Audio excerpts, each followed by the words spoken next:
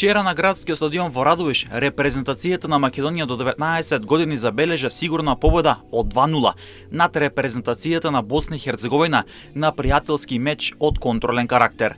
Надпреварот понуди добар фудбал, многу публика и голема борбеност на теренот, а младите надежи на Македонија прикажаа одлични игра и заслужено триумфираа откако доминираа на теренот во Радовиш.